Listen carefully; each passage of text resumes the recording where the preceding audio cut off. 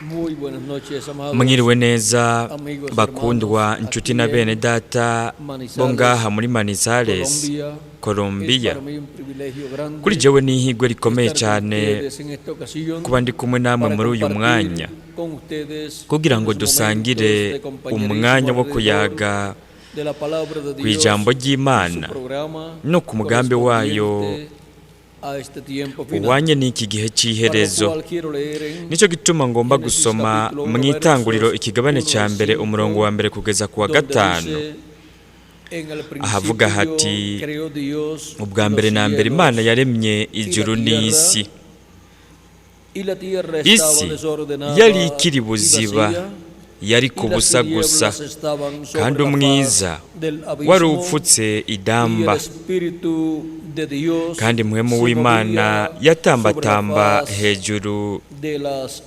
aguas, y y'amazi. dijo Dios, Imana iravuga sea la luz, iti nihabeho y umucyo, fue la luz. umucyo ubaho. Y vio Dios que la luz Imana era buena, ibona umucyo y ko ari separó mwiza, Dios la luz iraheza itandukanya de las tinieblas, umucyo y n'umwiza. llamó Dios a la luz día, Imana y a yita las umucyo tinieblas umurango, llamó umwiza iwita noche. ijoro. Y fue la tarde y Buragoroba la mañana buraca, un día. uwo ni umunsi wa mbere. Nuestro tema para esta ocasión Ikigwa es cyacu muri uyu la mwanya palabra ni creadora ijambo a través rirema de toda la Biblia. riri muri Pueden Bibiliya tomar asiento yose. si tienen Murashobora voluntad. gufata ibyicaro byanyu.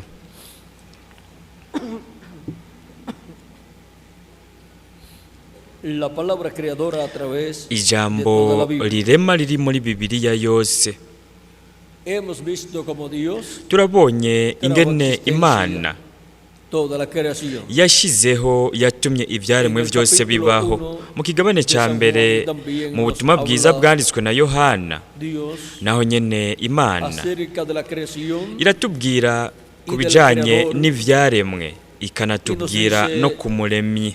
en el principio Iratubwira iti era el verbo ubwa mbere na mbere jambo y yariho, el verbo era con kandi Dios jambo y yahoranye el n'Imana, verbo era Dios. kandi uwo jambo yari Imana. Este era en el principio Uwo yahoranye con Dios. n'Imana ubwa mbere na Todas mbere. las cosas por él fueron hechas Byose vyaremwe y nawe. sin él nada de lo Mu que ha sido vyaremwe vyose hecho nta kintu na fue kimwe hecho. kitaremwe En nawe. él estaba la vida. Muri we harimo Y la vida ubugingo, era la luz. kandi ubwo bugingo bwari umucyo Ahora w'abantu. podemos ver Nuko rero turashobora kubona ngaha, tukahabona inkomoko y'ivyaremwe el vyose. origen de toda la creación. Inkomoko es y'ivyaremwe el verbo, vyose ni ijambo, era con Dios ari we yahoranye n'Imana, kandi akaba yari porque Imana, era el mismo Dios kuko en su yari Imana cuerpo yonyene ubwayo teofánico, iri mu mubiri wayo wa de la teofaniya wo mu sexta buringanire dimensión. bwa gatandatu, el cual kandi estando en su iyo cuerpo iri mu teofánico mubiri es wayo wa teofaniya un varón, n'umugabo, un hombre n'umuntu de la sexta wo mu dimensión, buringanire bwa llamado gatandatu, el ángel de Jehová, ari we o yitwa ángel del umumarayika pacto, w'uhoraho canke marayika w'isezerano. apareció a los profetas Uwo ni we del yiyeretse Antiguo abavugishwa Testamento, bo mu isezerano rya kera, a Adán yiyeretse y a todos los Adamu, demás profetas, yiyereka n'abandi bavugishwa bose. por cuanto ellos, siendo Kandi kubera profetas, ko tenían las dos bo bari conciencias abavugishwa juntas, n'Imana, no bari podían bafise ver integera en bwenge esa zibiri otra ziri hamwe, dimensión. barashobora kuyibona, bakabona uwo marayika w'isezerano ari mu bundi buringanire.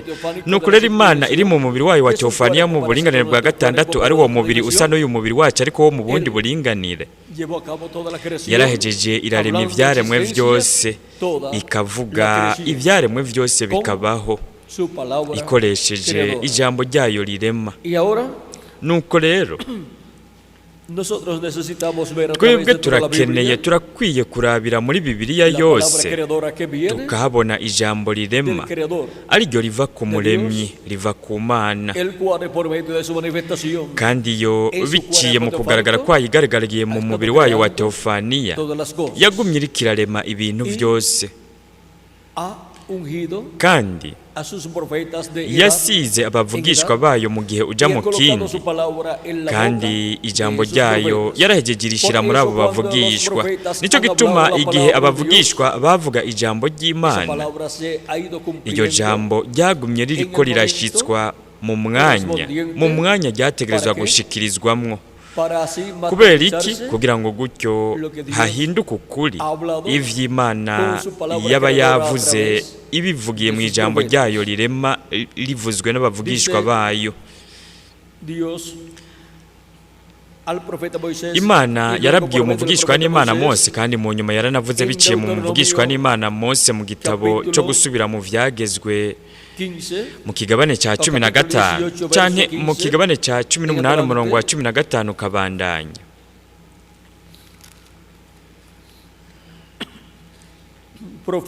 Aho haravuga hati, uhoraho Imana yanyu azobahagurukiriza uvugishwa nawe ameze nkanje, ava muri mwebwe mubi wanyu, azabe ari we mwumvira. Kandi ni kubera ko umuvugishwa n'Imana Mose avuga ati azabe ari we mwumvira, kuko muri uwo hazoba hari ijambo rirema ry'Imana ririko riravugwa. Iyo umuntu yumvirije ijambo rirema ry'Imana akizera iryo jambo, umugisha wose wavugiwe mu iryo jambo rirema uzoheza uhinduka ukuri muri uwo muntu. Nk'uko ukwizera k'umuntu kungana, niko bizoba, niko uwo mugisha uzohinduka ukuri kuri uwo muntu. Nuko rero haravuga hati, bizoba nk'uko mwabisabye uhoraho Imana yanyu muri Horebu kuri wa munsi mwari mukoranye, aho mwavuga muti ntidusubire kumva ijwi ry'uhoraho Imana yacu no kubona ujya muriro uhambaye ntiduhave dupfa. Uhoraho akambarira ati, ibyo bavuze babivuze neza, ati nzobahagurukiriza uvugishwa nanje ava mubi wabo ameze nkawe, ati nzoshira amajambo yanje mu kanwa kiwe. Imana ijambo ryayo rirema irishira hehe? Mu kanwa k'umuvugishwa ihagurutsa hagati mu bantu. Umuntu wese yifuza kumva ijambo rirema ry'Imana ategerezwa kubona umuvugishwa ntumwe wo muri ico gihe no muri ico kiringo uwo muntu aba ari karabamwo. Aho umuntu azoheza ahabonera ijambo rirema ry'Imana. Kandi azoba ariko avuga iki uwo muvugishwa w'Imana? Uw'Imana ibishizemwo ijambo ryiwe, ati nzoshira amajambo yanje mu kanwa kiwe, nawe azobabarira ivyo ndamugeze vyose. Ati kandi utazokumvira amajambo yanje uwo azovuga mu izina ryanje nzobimuhora. No mu gitabo cy'Ivyakozwe n'Intumwa ikigabane cya 13 umurongo wa 22 kugeza kwa 23 haravuga ati, azorandurwa mu bantu. Nuko rero turashobora kubona aho dusanga ijambo rirema ry'Imana. Nk'uko mu buringanire bwa gatandatu tuhabona ijambo rirema ry'Imana muri marayika w'isezerano, mu marayika w'uhoraho. Hanyuma muri ubu buringanire bwo ku isi, marayika w'uhoraho, marayika w'isezerano, iryo jambo rirema arishira mu kanwa k'umuvugishwa aba afise muri ico gihe, kuko ico nico gitwikirizo cy'umubiri, niwo mubiri w'inyama wa marayika w'isezerano wo muri ico gihe canke muri ico kiringo. No kuvuga uwo ari umubiri w'inyama uwo marayika w'isezerano yihishamwo, akongera akihishurira abantu biwe muri ico gihe canke muri ico kiringo kinini.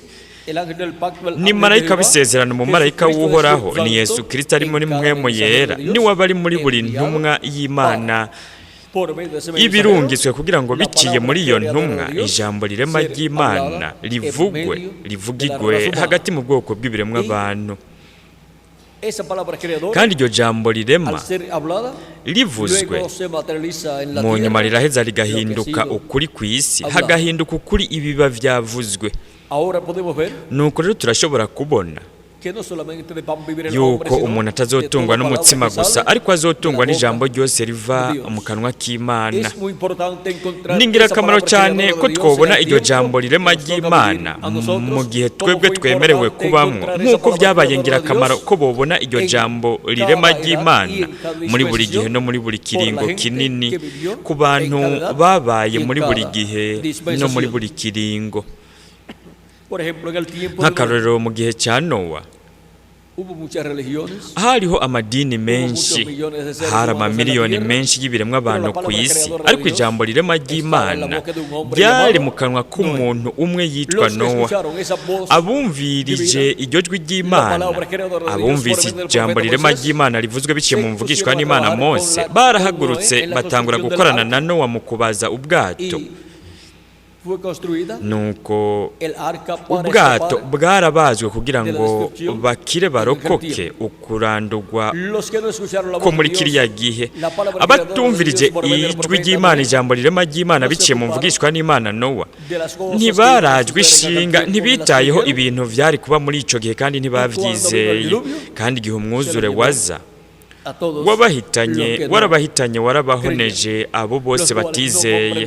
Abo ntibabitahuye nk'uko Yesu Kristo abivuga, kandi we aravuga ati uko niko bizomera no mu kuza k'Umwana w'umuntu. Muri Matayo ikigabane cya 24, Kristo aravuga duhereye ku murongo wa 37 kugeza ku 39 ati, kandi uko byari biri mu minsi ya Nowa niko bizoba mu kuza k'Umwana w'umuntu.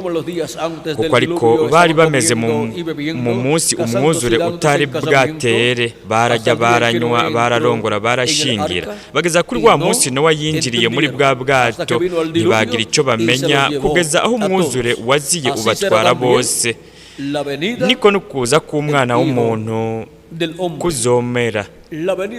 Ukuza k'Umwana w'umuntu, ariko kuza kwa Mpwemu Yera, kuza kwa marayika w'isezerano agaragariye mu mubiri w'umuntu, agaragariye mu mumarayika n'umwa wiwe, bizobera mu gihe gisa kibangabanganywe n'igihe cya Nowa.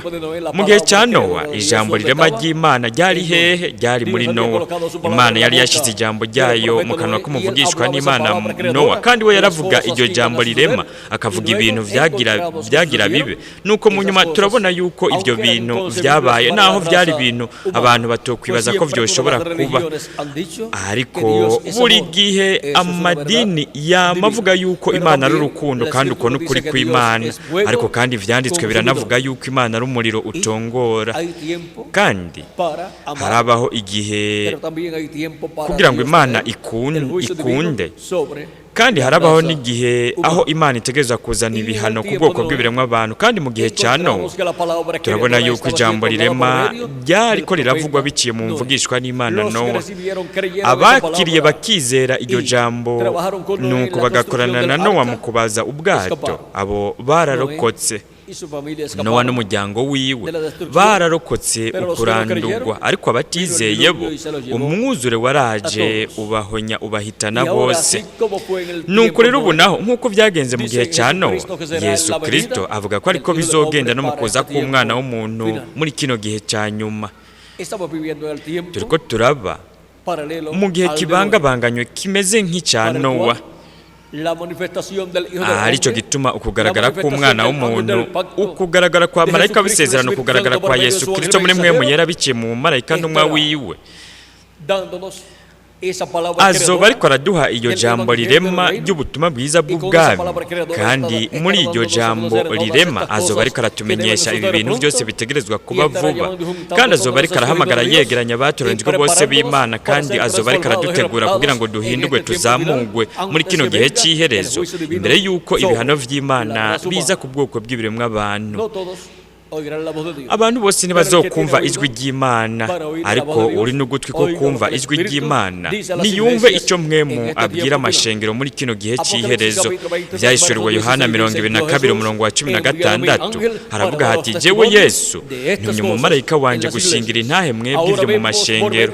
Nuko rero ubu turabona uwo ijambo rirema ry'Imana rizoba ririko riramenyesherezwamo muri kino gihe cy'iherezo, nibiciye mu mumarayika w'Umwami Yesu Kristo. Uwo Yesu Kristo ashiramo ijambo ryiwe rirema kugira ngo uwo mumarayika n'umwa wiwe arivuge, nuko ashinga intahe y'ibi bintu byose bitegerezwa kuba vuba muri kino gihe cy'iherezo.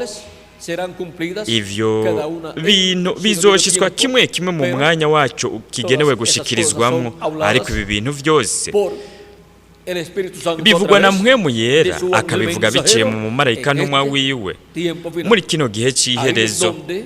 para el día postrero aho niho ku daría la munsi palabra w'iherezo hari kuzoba hari creadora de ijambo Dios, rirema ry'Imana. dando testimonio de todas Imana iriko estas irashinga cosas que intahe deben y'ibi suceder bintu byose pronto bitegerezwa en kuba este vuba tiempo final. muri iki gihe Así como cya estuvo la nyuma. palabra creadora en Ni cada nk'uko profeta de ijambo Dios que rirema él ryabaye envió muri mu en muvugishwa edades, w'Imana dispensaciones abo yarungitse mu bihe pasadas. no mu biringo Miren para el byarenganye. tiempo Nimwitegereze en que Dios igihe habló Imana a Abraham, yabwira ese Aburahamu patriarca que sogokuruza creyó a Dios, ari we yizeye esperanza Imana contra esperanza, o sea, akizera adakekeranya, esperando ni lo que ukuvuga no se podía esperar. yizeye arindira ibintu ata Dios le dijo muntu a Abraham, el yovyitega. cual no tenía, Imana yabwiye Aburahamu ari we atari le afise dijo que abana, tendría un hijo, yamubwiye ko azovyara umwana. y Abraham Nuko creyó Aburahamu a Dios. yarizeye Le dijo Imana. que su Imana descendencia yamubwiye sería ko como las uruvyaro estrellas del rwiwe cielo, ruzongana n'inyenyeri y zo como mu la arena ijuru, kandi ko ruzonangana n'umusenyi wo ku kiyaga. o sea, la arena Ni que ukuvuga está umusenyi en la playa, o sea, wo kuri frente plage, al ni ukuvuga impande mar, y y'ikiyaga, aún dentro ndetse también hay n'imbere arena. mu kiyaga naho haba Ahora harimo miren cómo le dice umusenyi. Dios Nuko rero nimwitegereze ingene Imana al ibwira patriarca, sogokuruza capítulo 15, mu kigabane cya 15 verso 1 en adelante, ku murongo wa mbere dice, después de estas ukabandanya mu cosas, itanguriro vino haravuga la palabra hati de Jehová a hanyuma Abraham. y'ivyo ijambo ry'uhoraho riza kuri Aquí vino la palabra Aburahamu. de Dios, Abraham, Ijambo Abraham ry'Imana ryaje kuri nde? Kuri es un Aburahamu. profeta Aburahamu dispensacional. yari umuvugishwa w'ikiringo kinini. Vino la palabra de Jehová a Ijambo Abraham ry'uhoraho en visión, riza kuri diciendo, Aburahamu nko mu "No nzozi temas, riti Abraham, Aburahamu ten por ntacyo cierto, utinya, no temas, ntacyo Abraham. utinya, yo soy ni jewe tu nkinzo escudo, y tu yawe, galardón uzohabwa será impera sobremanera ikomeye cyane. Y respondió Abraham, Aburahamu aramubaza ati mwamuhoraho uzompa iki ko ngiye gupfa atakana nsize, kandi uzotorana urugo rwanje akaba ari Eliyezeri umunyadamasiko. Arongera aterega nta rubyaro wampaye, kandi umunyarugo yavukiye iwanje niwe azotorana ivyanje. Maze ijambo ry'uhoraho ryongera kuza kuri we riti uyo si we azotorana ibyawe, ariko uzova mu kara kawe niwe azobitorana. Amusohokana hanze aramubwira ati rangamiza urabe mu ijuru uharure inyenyeri namba wowe ushobora kuziharura.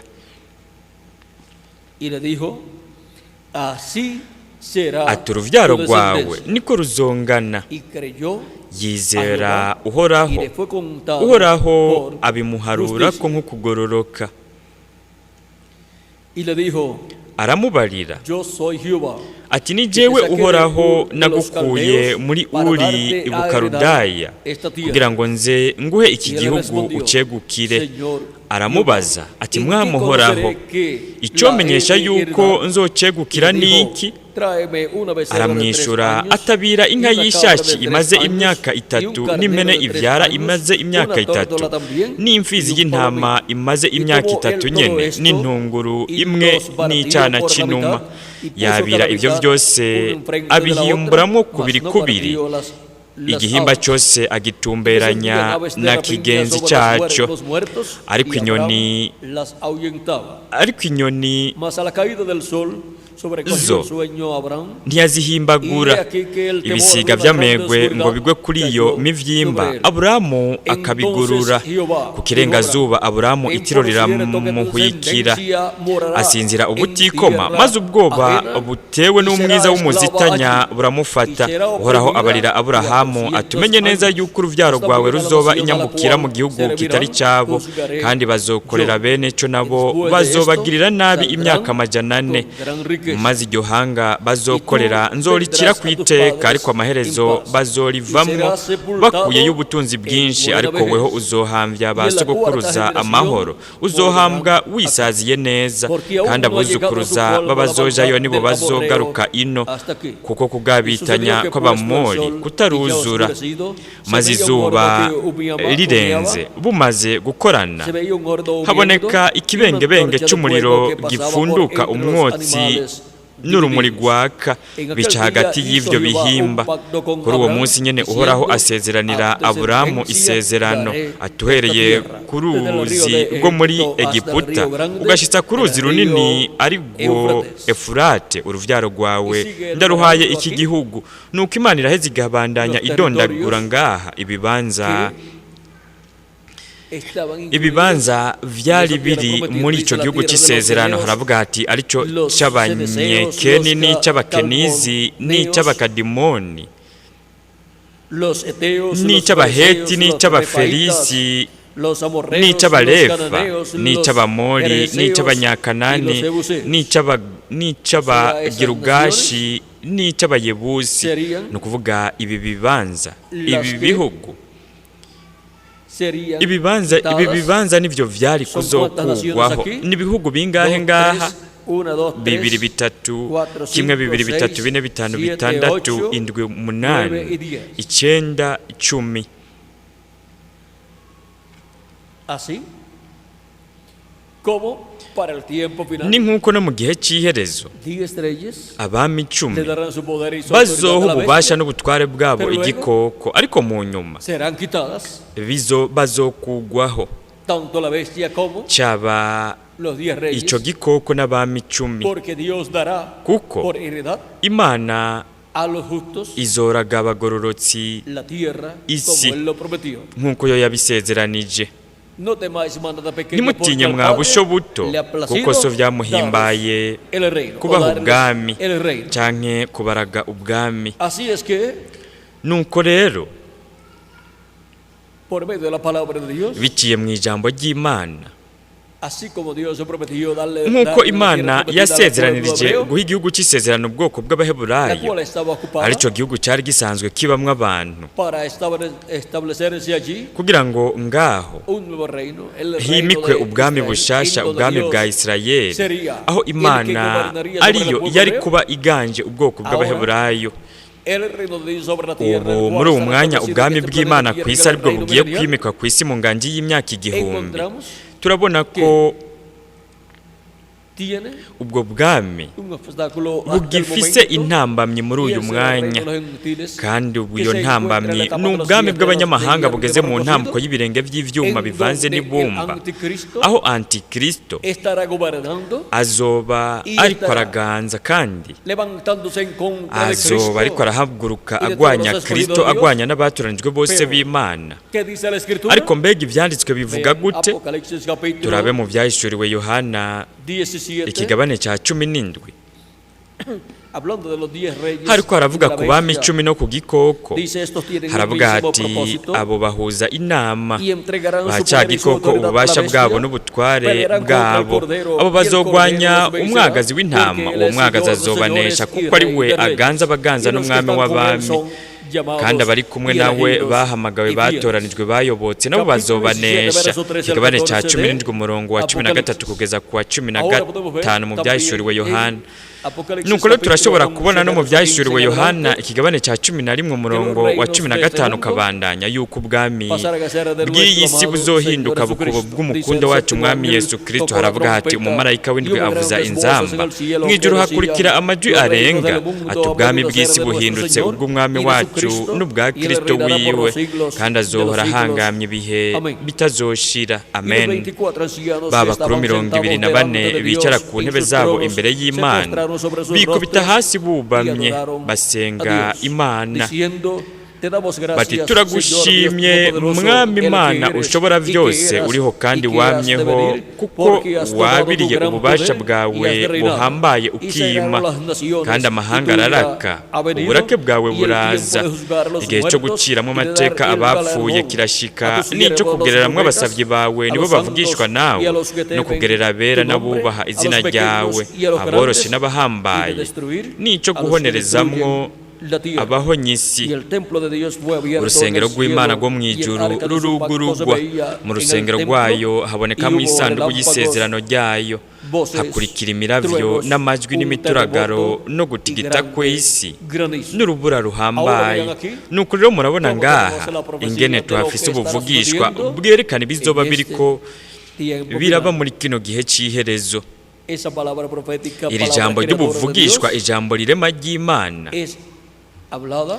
riravuzwe. Dios coloca su palabra creadora Imana ishira ijambo siempre ryayo donde? rirema buri gihe hehe, en la boca buri gihe y el irishyira mu corazón de sus kanwa no mu profetas, mutima w'abavugishwa y es bayo. hablada esa palabra creadora. Nuko iryo jambo rirema riravugwa, nuko mu nyuma iryo jambo rirema ritegerezwa gushitswa nk'uko Imana iba yarabisezeranije. Murabona yuko kugira ngo ubwoko bw'Abaheburayo barekugwe babohogwe, hategerezwa gushitswa ivy'Imana yari yarabwiye Aburahamu ko azovyara umwana ari we yari kuzokwitwa Isaka, kandi biciye muri uwo mwana hari kuzova uruvyaro rwa Aburahamu, kandi urwo ruvyaro rwa Aburahamu bari kuzoba abaja mu gihugu cya kure. Ubwo bwari ubwoko bw'Abaheburayo bakomotse muri Aburahamu, Isaka na Yakobo. Abahungu 12 ba Yakobo aribo bagiye muri Egiputa, nuko bagezeyo baragwira.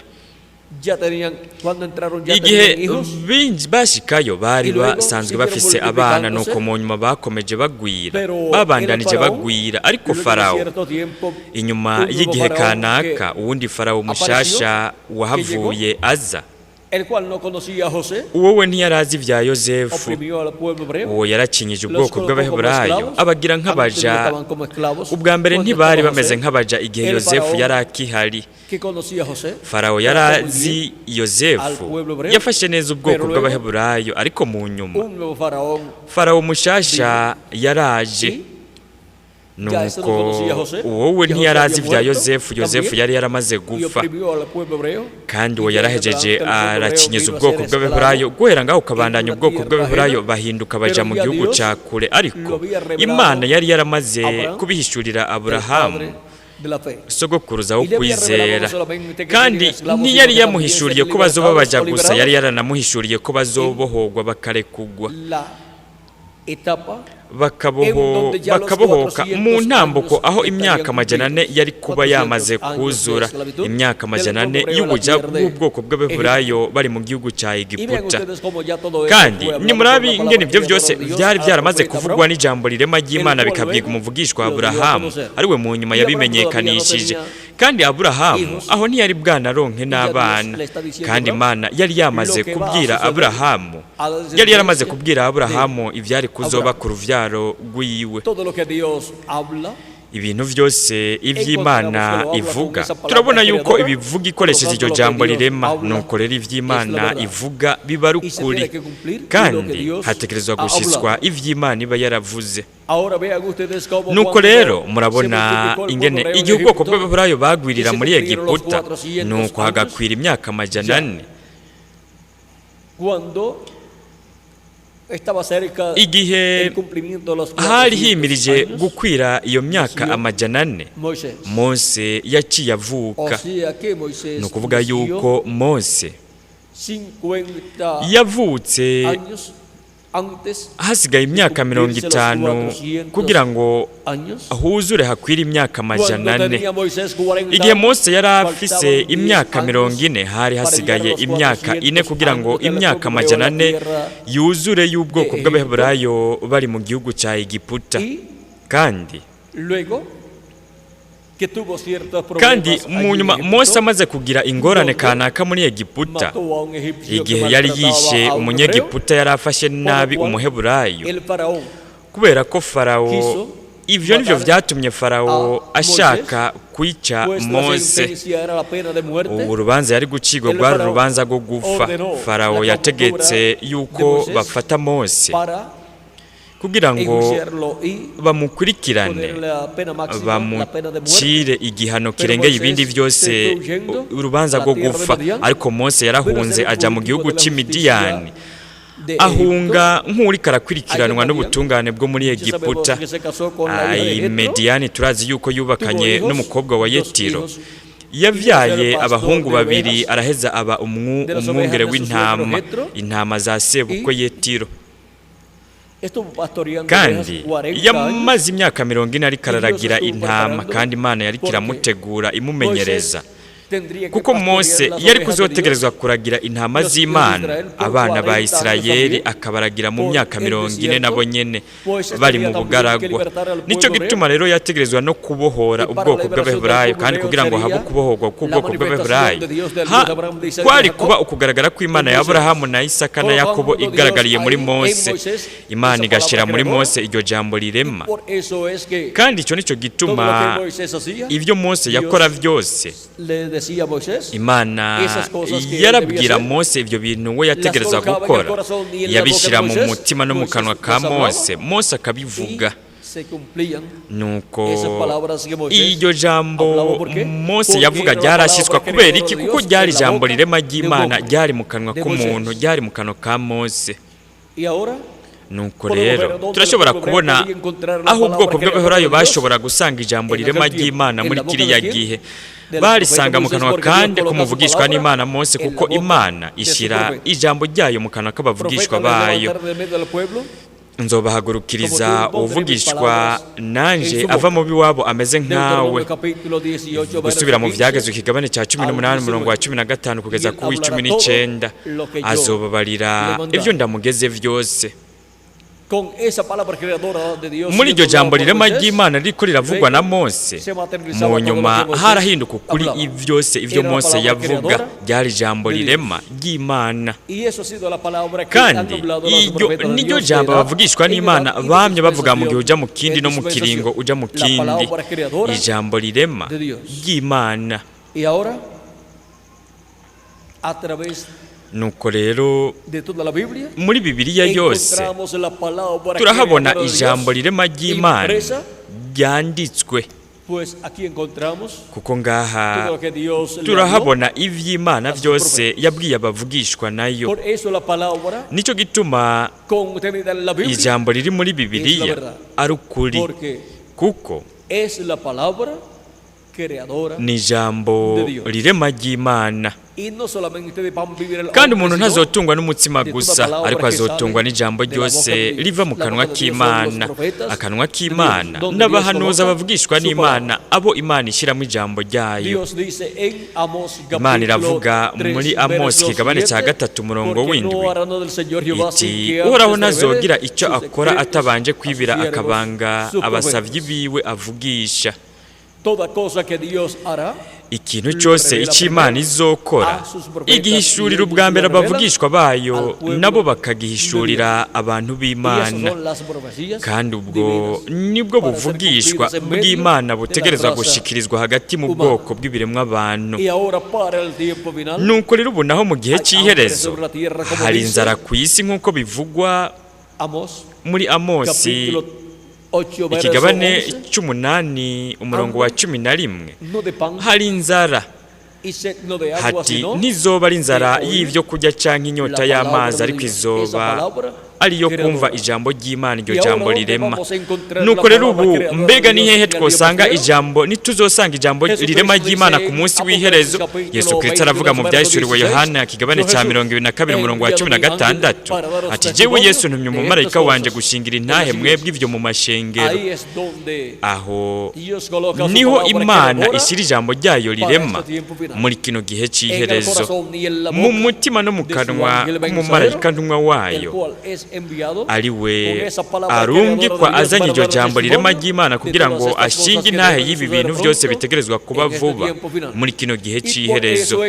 Kandi icyo nicyo gituma tuzobona ko ibintu iby'umumarayika wa Yesu Kristo azoba ariko aravuga, ibyo azoba ariko arahishura, ariko aravuga bigiye kuba, nibyo tuzoba turiko turabona biba muri kino gihe cy'iherezo, kuko muri we hazoba hari ijambo rirema ry'Imana.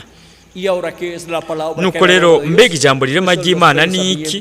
Ni ivyiyumviro vy'Imana biriko birashikirizwa n'Imana, biriko biramenyekanishwa, bimenyeshwa ubwoko bw'ibiremwa abantu.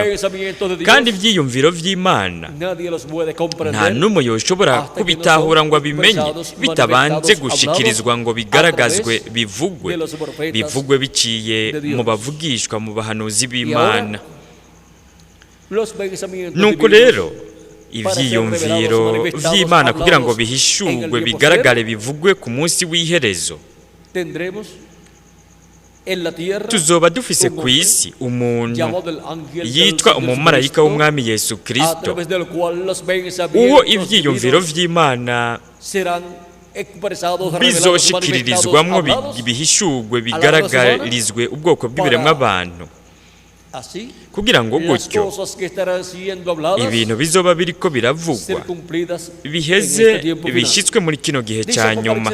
Byahishuriwe Yohana ikigabane cya 4 umurongo wa mbere, haravuga hakoresheje ijwi ry'inzamba. Kristo aravuga ati, duga uze hano nkwereke ibikwiye kubaho hanyuma y'ivyo. Ni ukuvuga ibintu bigira bibeho inyuma y'ivyamaze kuba muri ibi binjana vyose n'ibihumbi vyamaze kurengana, inyuma y'ibintu vyamaze kubera mu bihindwi vy'ishengero ry'abanyamahanga.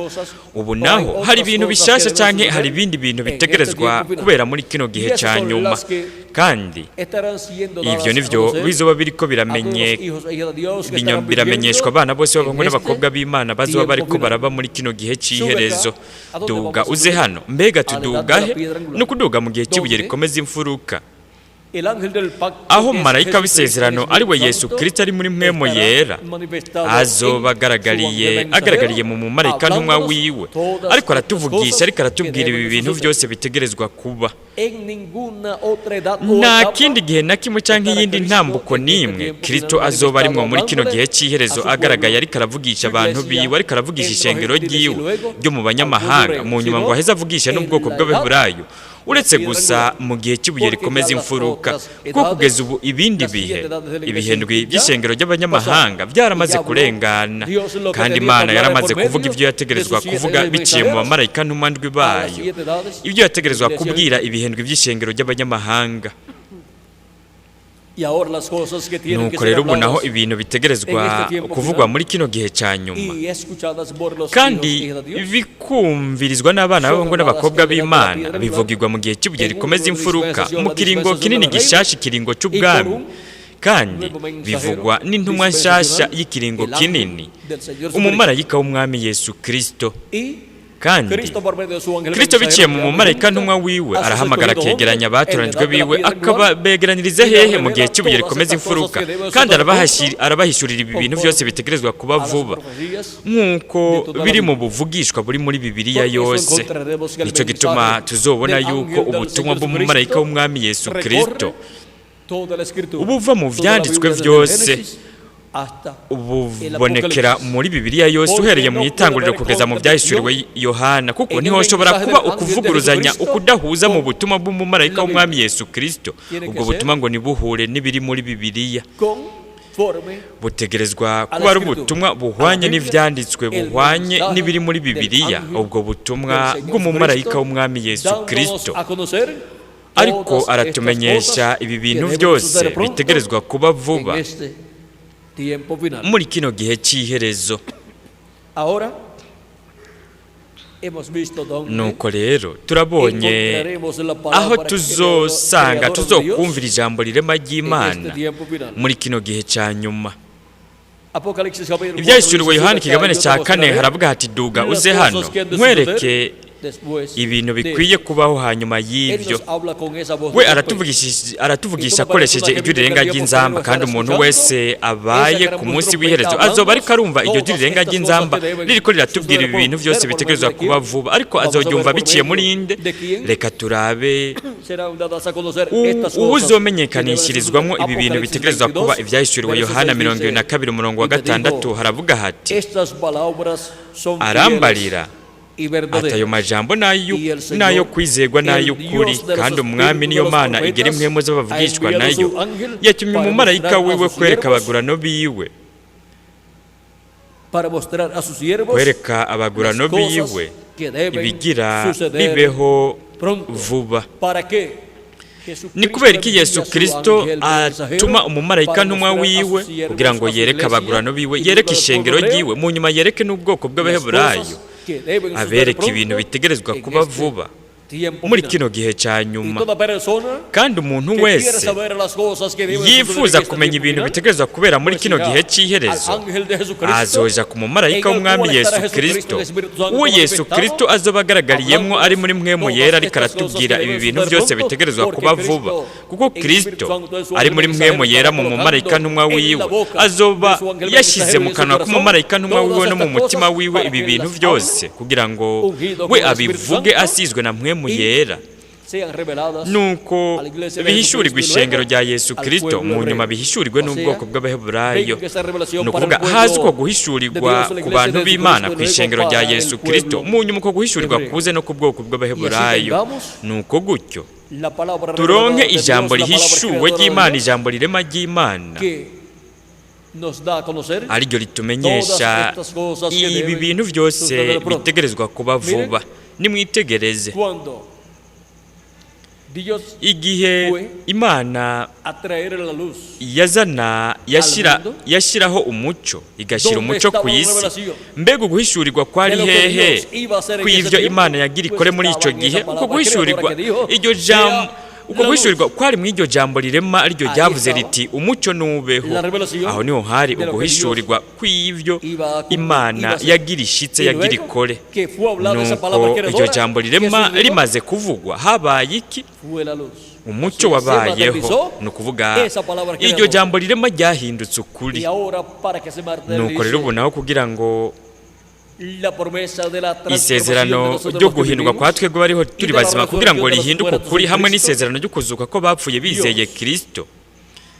el ángel del pacto, Imana marayika Jesucristo, w'isezerano Espíritu Santo, Yesu Kristo ari muri mwemu yera, coloca esa palabra iryo creadora jambo rirema en la boca de su arishyira mu profeta kanwa mensajero, k'umuvugishwa ntumwa en la boca de wiwe, su ángel mu kanwa mensajero, k'umumarayika ntumwa y lo une wiwe, con su Espíritu kandi Santo, amusiga y mwemu wiwe yera. habla ungido con el Espíritu Uwo agaheza Santo, akavuga asizwe na esa mwemu palabra yera, akavuga creadora iryo jambo de rirema, todas estas cosas que han de rirema suceder ibi bintu byose en este tiempo bigiye final, kuba muri kino gihe y los cy'iherezo, hijos de Dios kandi abana b'abahungu reciben n'abakobwa esa b'Imana palabra creadora barakira iryo jambo en sus rirema, almas, bakaryakira mu bugingo bwabo, esa palabra kandi creadora iryo jambo se rirema materializará rizohinduka en ukuri esos hijos en muri abo Dios. bana b'abahungu n'abakobwa b'Imana, transformados kandi en tuzohindurwa este tiempo muri kino gihe cy'iherezo. Así es como se recibe la Uko fe. niko haboneka para ser ukwizera transformados y kudushoboza raptados. guhindurwa no Así es como se kuzamurwa. recibe la fe, Uko niko haboneka ukwizera, revelación uguhishurirwa del rapto, ko de la kuzamurwa, transformación en rapto, ko guhindurwa no en este kuzamurwa día muri postrero. kuri uyu munsi w'iherezo. Esa voz de Dios Iryo jwi por medio de su ry'Imana ángel mensajero, ryumvikana biciye es mu la mumarayika palabra ntumwa creadora de wayo, Dios, ariryo siendo jambo hablada rirema por medio ry'Imana de su ángel ririko mensajero, riravugwa está biciye mu representada mumarayika la gran ntumwa trompeta, wiwe, ryashushanijwe mu de la ijwi cual rirenga habló ry'inzamba, Jesucristo en San ariryo Mateo Yesu Kristo capítulo yavugiye muri Matayo 24 ikigabane cya verso 24 cuando dijo, umurongo wa 31, "Diera sus igihe yavuga ángeles ati con gran azotuma voz de abamarayika biwe trompeta, n'ijwi rirenga y ry'inzamba a sus bakoranya escogidos". abatoranijwe biwe. Como son juntados los escogidos de Dios Abatoranijwe en el día b'Imana postrero, begeranywa gute ku por munsi medio de la w'iherezo? gran trompeta, Begeranywa biciye mu ijwi bajo el rirenga ministerio ry'inzamba, del mu Hijo bukozi del Hombre, bw'abamarayika bajo el b'Umwana ministerio de los w'umuntu, olivos, mu bukozi el bw'ibiti ministerio de by'imyelayo Moisés y bibiri, de Elías, ubukozi bwa Mose na manifestados Eliya, en el ángel bugaragariye del mu Señor mumarayika Jesucristo, w'Umwami Yesu donde estará Kristo. esa gran voz de Ahazoba trompeta, hari iryo jwi rirenga esa palabra ry'inzamba, creadora iryo jambo de rirema Dios ry'Imana siendo hablada ririko en el día postrero. riravugirwa ku munsi Eso es w'iherezo. la trompeta final, Iyo o gran ni inzamba trompeta, y'iherezo cyangwa que ijwi para rirenga el tiempo postrero ry'inzamba, los ariyo hijos ku de munsi Dios w'iherezo abana b'abahungu n'abakobwa estarían b'Imana escuchando. bari kuzuba Porque bariko la trompeta barumviriza, final, o gran voz kuko de inzamba trompeta, y'iherezo cyangwa ijwi rirenga es la voz de ry'inzamba Cristo. ni ijwi Por rya medio Kristo de su ángel ryumvikana mensajero, biciye mu mumarayika ntumwa hablándonos wiwe, en ese ariko tiempo aratuvugisha muri kino final, gihe las cosas cy'iherezo, que deben ariko aratubwira suceder ibintu pronto. bitegerezwa kuba vuba. En Apocalipsis Mu byahishuriwe capítulo Yohana 1, ikigabane cya mbere verso 10 al 11, umurongo w'icumi kugeza ku wa 11 encontramos esa gran voz de turahabona trompeta iryo también. jwi rirenga Dice así, ry'inzamba naho nyene.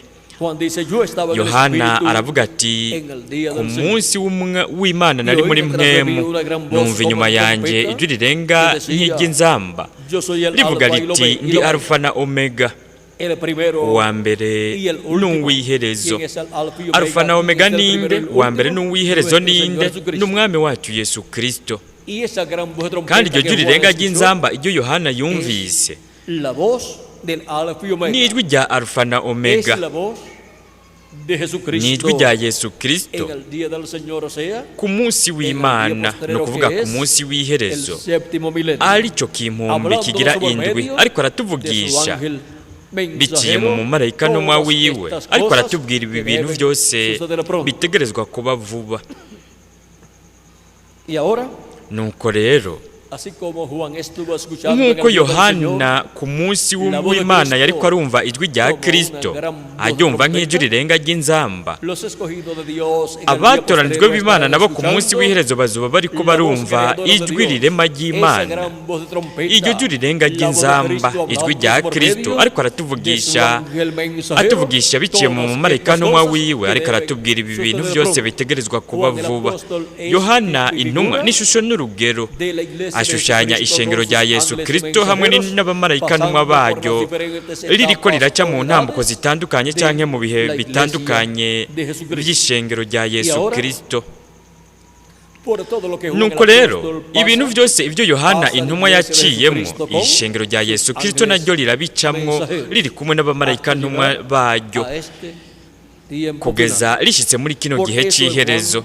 Nicyo gituma muri Yohana hishushanyiriza ibintu byose byari kuzuba biriko birabera mu ishengero rya Yesu Kristo no mu bamarayika ntumwa b'umwami Yesu Kristo, kugeza igihe yashika mu mwanya aho yabonye akakira ukuza kwa Kristo aje nk'umumarayika w'inkomezi yururuka avuye mu ijuru, kandi yashyitse aho yakira agatabo kazinguruye ako Kristo yarazanye mu kuboko kwiwe. Yohana arakarya. Iyo ni ishusho n'urugero bishushanya ibyari kuzoba biriko birabera ku munsi w'iherezo, aho ishengero ry'umwami Yesu Kristo riri kumwe n'umumarayika ntumwa wa Yesu Kristo rizoba ririko rirabona, ririko rirakira ukuza k'umumarayika w'inkomezi yururuka avuye mu ijuru. Umumarayika w'inkomezi aje ubwa mbere ari mu gicu nk'uko bivugwa mu byahishuriwe Yohana ikigabane c'icumi. Ivyo kandi vyaramaze gushitswa mu kwa kabiri tariki 28/1963 igihe haboneka iki gicu cy'igitangaza.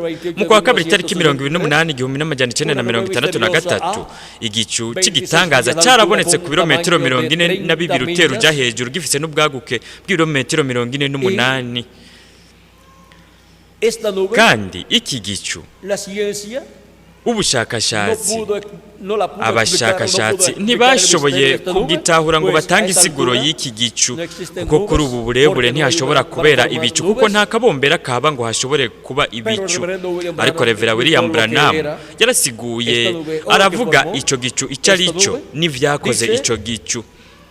Arabivuga ku rupapuro rw'469 mu gitabo cy'ibimatanije mu Kiespanyol.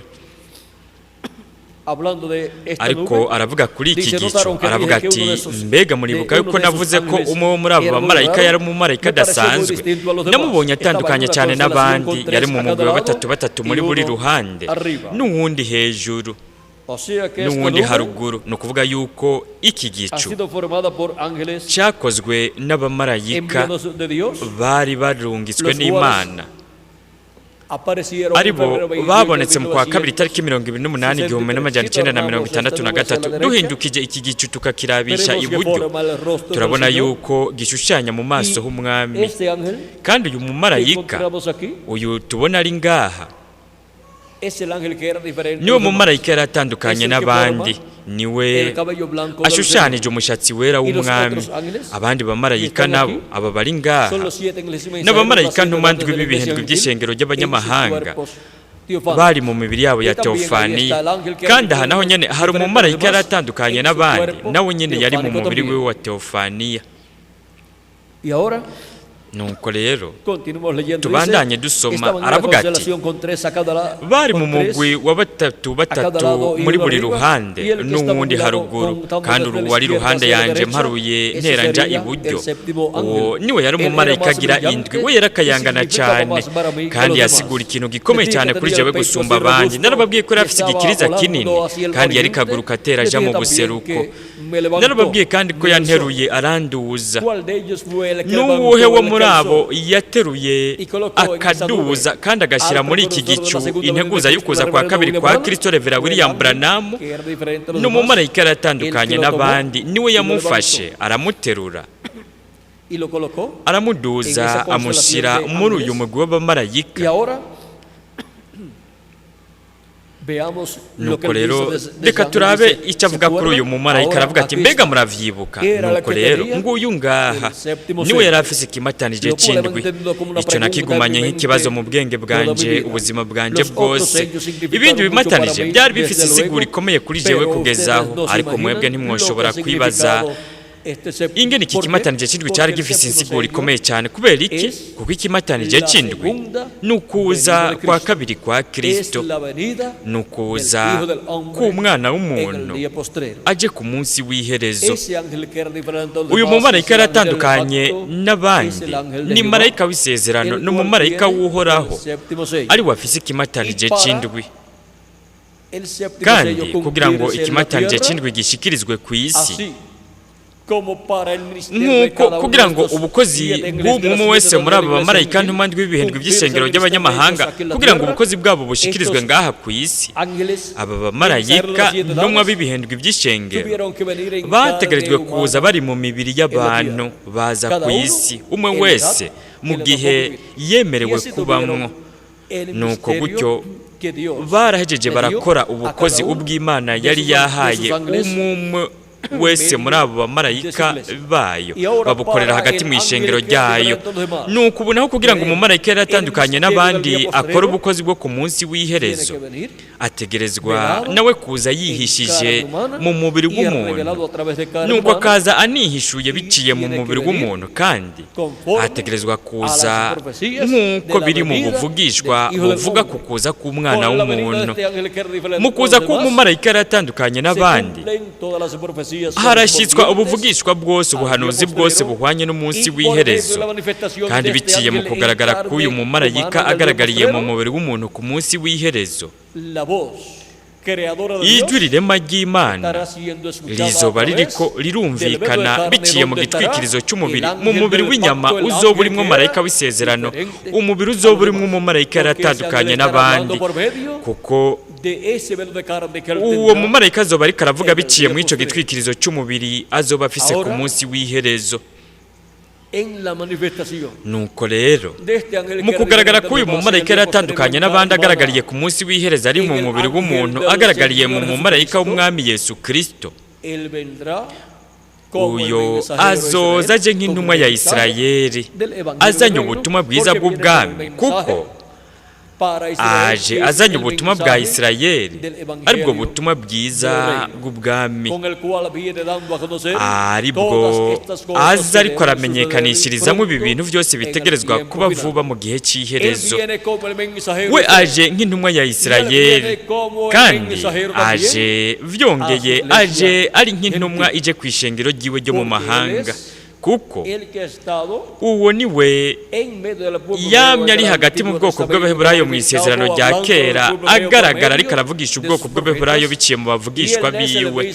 Kandi uwo ni nawe nyene yagumye ari hagati mu ishengero ryiwe ryo mu mahanga, ariko aravugisha ishengero ryiwe ryo mu mahanga, arivugisha biciye mu bamarayika ntumwa baryo bo mu bihindwe by'ishengero ry'abanyamahanga. Kandi muri kino gihe cy'iherezo naho aje ari mu mumarayika ntumwa wa Yesu Kristo, kugira ngo avugishe ishengero ryiwe ryo mu mahanga, mu nyuma azovugishe n'ubwoko bw'Abaheburayo, kuko aje azanye ubukozi bwasezeranijwe bwo ku munsi w'iherezo, kandi aje azanye n'ubukozi buzoba ubw'abanyamahanga ubwa mbere, mu nyuma ubwo bukozi bubere no mu bwoko bw'Abaheburayo.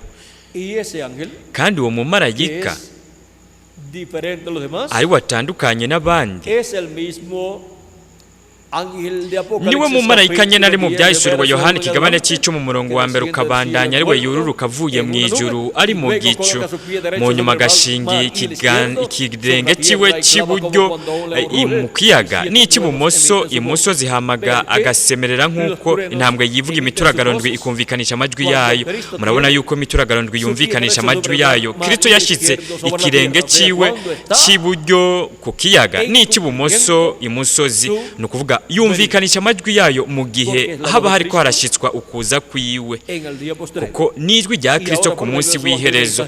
Nuko rero biciye mu mumarayika ntumwa wiwe, Kristo azoba ariko arigaragaza, kandi azoba ariko aravugisha abantu biwe akoresheje iryo jambo rirema.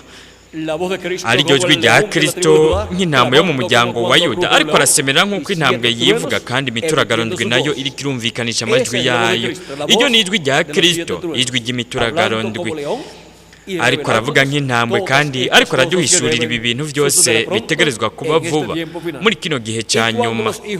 Kandi abana b'abahungu n'abakobwa b'Imana bo hagati mu banyamahanga mu nyuma, abo mu bwoko bw'Abaheburayo, igihe bazoba bariko barumviriza umumarayika wa Yesu Kristo ariko aratumenyesha ibi bintu byose bitegerezwa kuba vuba, tuzoba turiko turumva ijwi rya Kristo, ijwi rya marayika w'isezerano, ijwi ry'umumarayika w'Uhoraho, ijwi ry'Imana, ijambo rirema ry'Imana ku munsi w'iherezo. Tuzoba turiko turyumva biciye mu mumarayika ntumwa wiwe. Tuzoba turiko turumva iryo jwi rirenga ry'inzamba canke inzamba y'iherezo. Tuzoba turiko turumviriza iryo jwi ry'imituragaro ndwi, ari ryo jwi rya Kristo ariko aratuvugisha mu buryo bukurikirana muri kino gihe cy'iherezo, ariko aratubwira ibi bintu byose bitegerezwa kuba vuba. Kandi muri ubwo butumwa bw'ijwi rirenga ry'inzamba ari ryo jwi rya Kristo, ijwi ijambo rirema ry'Imana, ariko aratubwira ibi bintu byose. Abatoranijwe, intore z'Imana, zirahamagagwa zikegeranywa.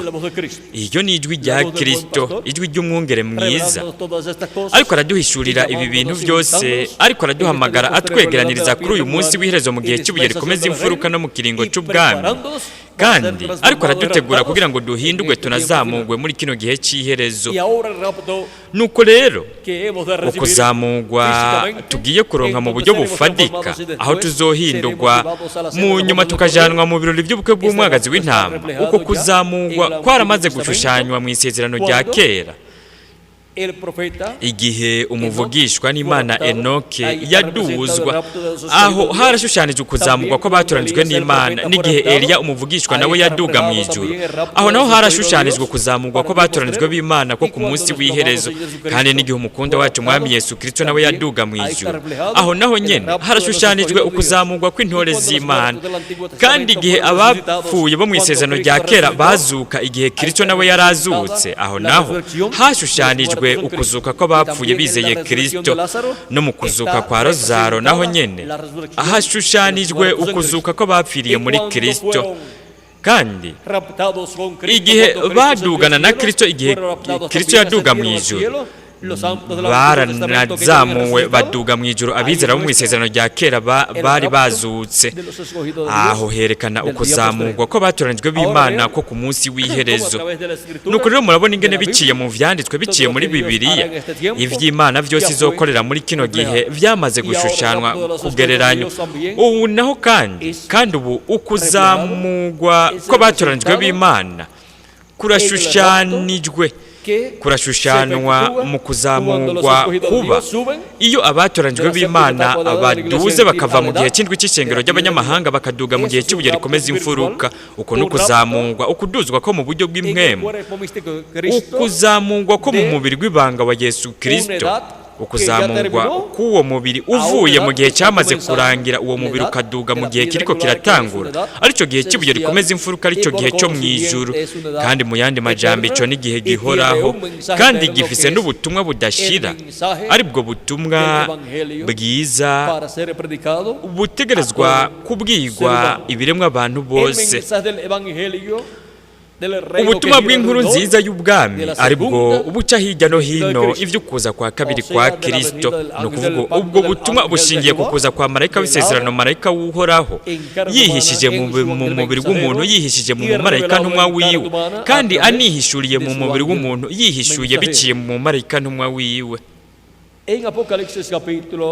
Mu byahishuriwe Yohana ikigabane cya 14 umurongo wa 6 kabandanya no ku murongo w'indwi haravuga hati: kandi mbona umumarayika wundi aguruka yatiriye ijuru afise ubutumwa bwiza butazoshira bwo kubarira ababa ku isi n'amahanga yose n'imiryango yose n'indimi zose n'amoko yose.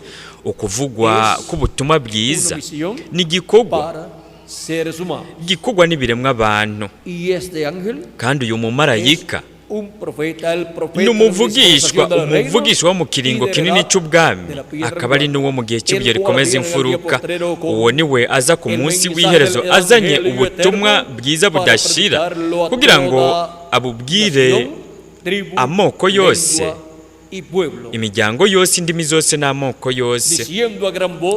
Avuga n'ijwi rirenga ati mwubahe Imana muyihimbaze, kuko igihe cy'amateka yayo gishyitse. Murabona, muri ubwo butumwa aza ariko aratangaza ko isaha y'ibihano by'Imana igeze. Ni ukuvuga yuko aza ariko aratangaza umunsi wo kwihora kw'Imana yacu. Kristo igihe yasoma ubuvugishwa buri muri Yesaya kigabane cya 61, yasomye guhera ku murongo wa mbere kugeza ku wa kabiri, kandi hagati mu murongo wa kabiri niho yagarukirije. Igihe yasoma ati kumenyesha umwaka abantu bemerewemwo n'Uhoraho, kuko iyo abandanya yari kuvuga ati no kumenyesha umunsi wo kwihora kw'Imana yacu. Kandi mu kuza kwe kwa mbere we ntiyaraje kugira ngo atangaze umunsi wo kwihora kw'Imana yacu, kuko umunsi wo kwihora kw'Imana yacu wari kuzomenyekanishwa ku munsi w'iherezo mu gihumbi kigira indwi, ukamenyekanishwa n'uyu mumarayika aza afise ubutumwa bwiza budashira, ariko arabubwira amoko yose, amahanga yose n'indimi zose, kandi ariko aramenyesha ubwoko bw'ibiremwa abantu ko umunsi wo kwihora kw'Imana yacu ushitse, kugira ngo Imana isuke ibihano vy'Imana ku bwoko bw'ibiremwa abantu, kuko igihe cy'amateka yayo gishitse. Musenge iyaremye ijuru n'isi n'ikiyaga n'amasoko y'amazi. Aha turashobora kubona yuko muri kino gihe cy'iherezo hazoba hari umuvugishwa, umuhanuzi w'ikiringo kinini, ariko arigisha, ariko aravuga ubutumwa bugenewe amoko yose, indimi zose n'ubwoko bwose, aribwo bwitwa ubutumwa budashira. Nuko rero inyuma y'intambuko ndwi cyangwa ibihendwe by'isengero by'abanyamahanga, n'inyuma y'abamarayika ntumwa ndwi b'ivyo bihe, kugeza ubu icyo Imana ifise n'ubukozi bwa Mose, ubwa Eliya n'ubwa Yesu, kugira ngo bugaragarire ku isi, bugaragarire mu mubiri w'umuntu, mu mumarayika ntumwa w'Umwami Yesu Kristo. Uyo mumarayika ntumwa n'umuvugishwa, umuhanuzi wo mu kiringo cy'ubwami, afise ubutumwa bwiza bw'ubwami, kandi ni n'intumwa yo mu gihe cy'ibuye rikomeza imfuruka, aricyo gihe gihoraho, kirimwo ubutumwa budashira buhoraho, bugenewe abana bose b'abahungu n'abakobwa b'Imana, ubu butumwa budashira. Nuko rero turabonye biciye mu vyanditswe aho ijambo rirema ry'Imana ryamye rimonekera, ryamye riba riri mu bavugishwa n'Imana. Nuko rero ubu naho turabonye aho ijambo rirema ry'Imana ryari mu ntambuko ndwi z'ibihendwe by'ishengero ry'abanyamahanga, ryari mu bamarayika ntumwa ndwi b'ibihendwe by'ishengero ry'abanyamahanga. Abo barazanye iryo jambo rirema ry'Imana, barizanira ishengero muri buri gihe. Ubu naho ku munsi w'iherezo turabonye ahari ijambo rirema ry'Imana riri mu mumarayika w'Umwami Yesu Kristo, kandi biciye mu mumarayika ntumwa wiwe, iryo jambo rirema ry'Imana ririko rirabwirwa ishengero rya Yesu Kristo, ribwirwa n'ibiremwa abantu bose biri kuri uyu mubumbe w'isi. Kandi biciye muri iryo jambo rirema ry'Imana niho turonkera ubumenyi b'ibi bintu byose bitegerezwa kuba vuba muri kino gihe cya nyuma. Umuntu wese imbere ibwina mu bugingo bwiwe yamye buri gihe yifuza ko yokumva ijwi ry'Imana, ijwi rya Kristo. Nuko rero ubu turabonye aho ku munsi w'iherezo ahari kuzoba hari ijwi rya Kristo, ijwi ry'Imana. Kristo ariko aravugisha ubwoko bw'ibiremwa abantu, ryari kuzoba riri mu mumarayika ntumwa wiwe, nk'uko kandi ijwi ry'Imana, ijwi rya Kristo ryabaye mu ntumwa ziwe, mu bahanuzi b'Imana bo mu bihe byarenganye. Kandi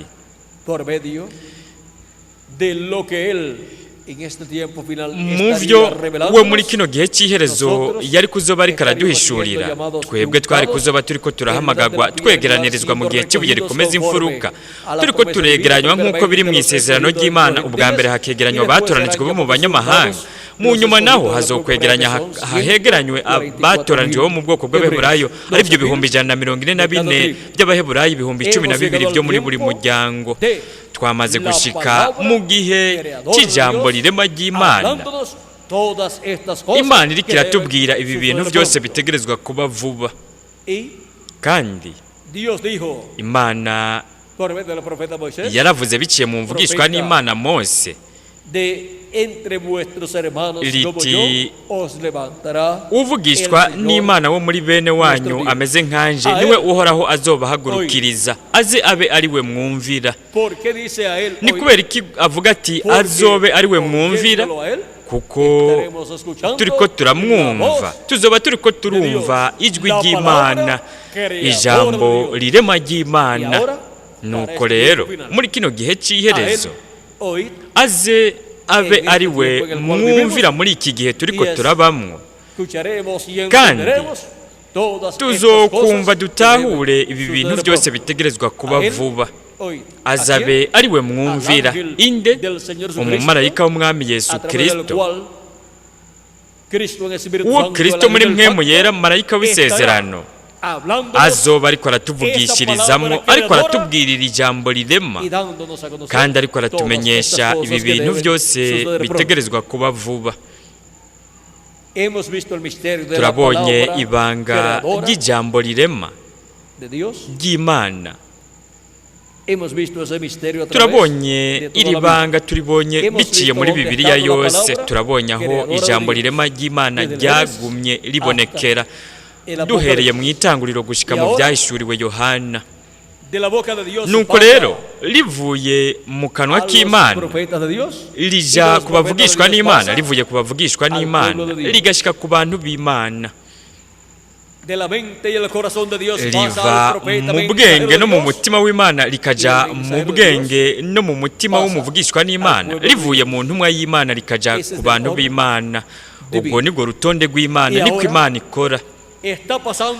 Nuko rero ubu ririko rirashika ku bantu b'Imana ku ishengero rya Yesu Kristo bwa mbere, kandi hanyuma rizoshika no ku bwoko bw'Abaheburayo. Ijambo rirema ry'Imana aribyo vyiyumviro vy'Imana bishikirijwe, bihishuriwe ku munsi w'iherezo, bihishuriwe umumarayika w'Umwami Yesu Kristo, kandi nawe ariko arabishikiriza, ariko arabihishura, ariko arabibwira ishengero ry'Umwami Yesu Kristo. Iryo ni ijambo rirema ry'Imana kuri twebwe muri kino gihe cya nyuma. Ese imigisha ya Yesu Kristo, marayika w'isezerano, yoba kuri mwebwe mwese, ikaba no kuri jewe nanje. Kandi ese vuba intore zose abatoranijwe basigaje gushika mu mubiri w'ibanga wa Kristo, ese vuba boshika bakumva ijwi rya Kristo, ijambo rirema ry'Imana.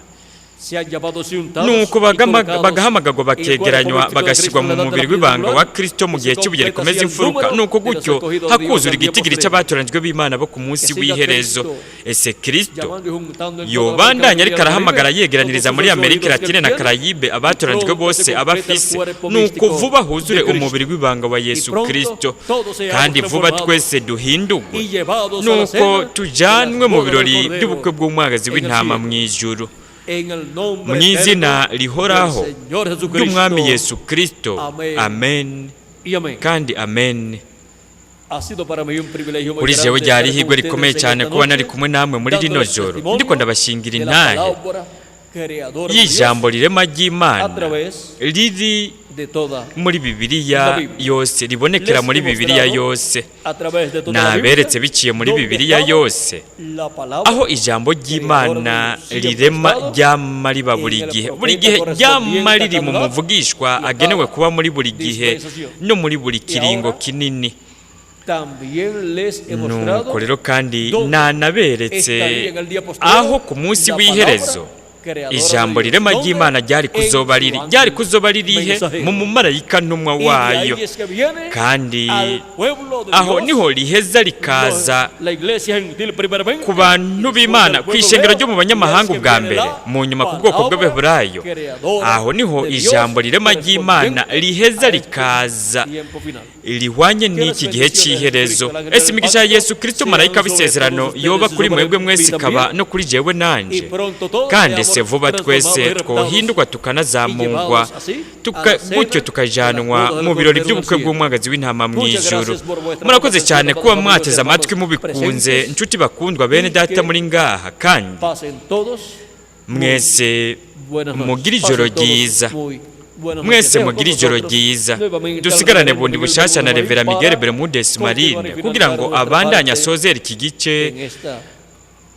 cyo muri iri joro hamwe natwe. Revera Miguel Bermudez Marine. Imana ibandanye kubaha umugisha mwebwe mwese.